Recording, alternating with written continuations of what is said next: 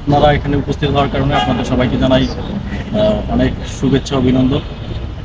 আমাদের আজকে এখানে আসার মূল কারণ হচ্ছে আমরা বাংলাদেশ রেল যে ভবন আছে এই রেল ভবনে আসছি। আমাদের মূল উদ্দেশ্য ছিল ঈদ উল ফিতর 2026 উপলক্ষে রেল টিকিট কালোবাজারি, অনলাইন টিকিট সংকট ও যাত্রী ভোগান্তি নিরসনের জরুরি পদক্ষেপ গ্রহণের জন্য আমরা বৈষম্যবিরোধী ছাত্র আন্দোলনের পক্ষ থেকে স্মারকলিপি জমা দিয়েছি।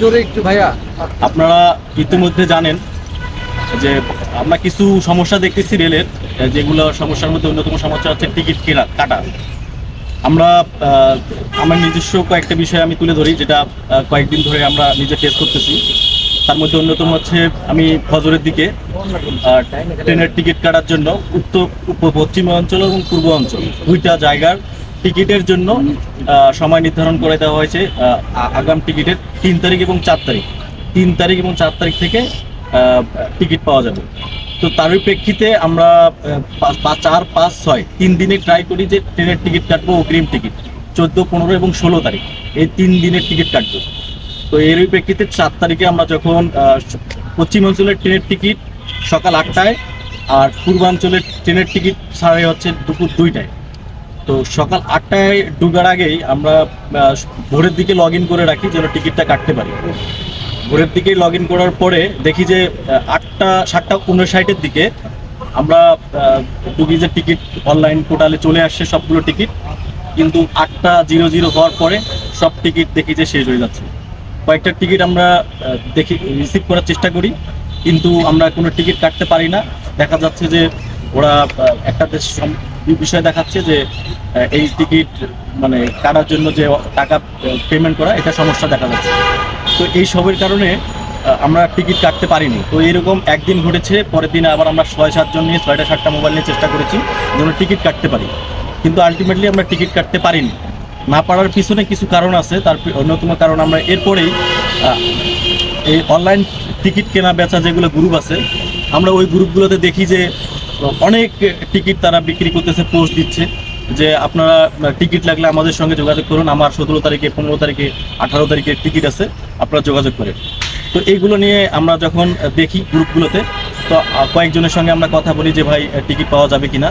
তো 2-1 জনের সঙ্গে আমরা কথা বলে দেখেছি যে তারা এরকম টিকিট কিনেছে, কেনার পরে এক টিকিট একজন ব্যক্তির টিকিট আরও 10 জনকে বিক্রি করেছে, 10 জনের কাছে বিক্রি করেছে।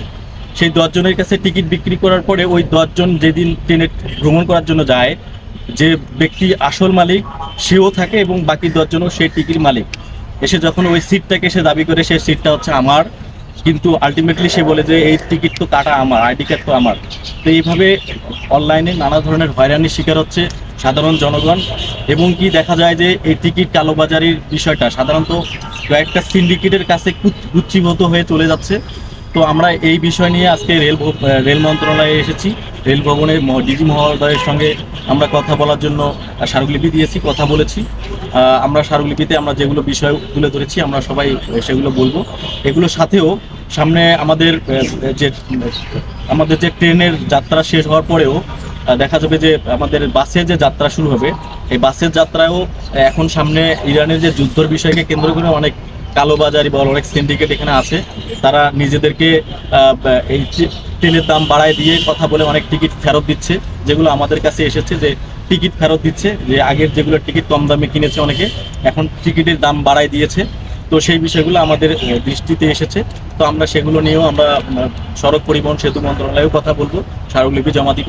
আমরা চাই যে 2026 সালের যে ঈদ যাত্রা, নতুন প্রধানমন্ত্রী এসেছে, ওরাও অনেক ধরনের কাজ করার চেষ্টা করতেছে, আমরাও চাই তাদেরকে সহযোগিতা করার জন্য। এবং কি আমরা জনগণের কাছে আমরা আশা করবো জনগণ যেন পাবলিক যেন সহযোগিতা করে, এরকম কোনো ধরনের কালোবাজারি বা এরকম ধরনের টিকিট সিন্ডিকেটের যদি কোনো ধরনের দেখা পায় তাহলে অবশ্যই আমাদেরকে জানাবে এবং মন্ত্রণালয়ে যোগাযোগ করবে। তারা এই বিষয়গুলো খুব দৃষ্টিতে দেখতেছে। তো এই বিষয়গুলো নিয়ে আমরা কথা বলেছি।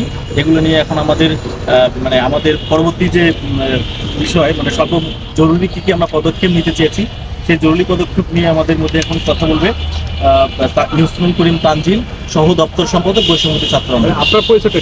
আমি ফারহান দিনার, সমন্বয়ক, বৈষম্যবিরোধী ছাত্র আন্দোলন, ঢাকা মহানগর।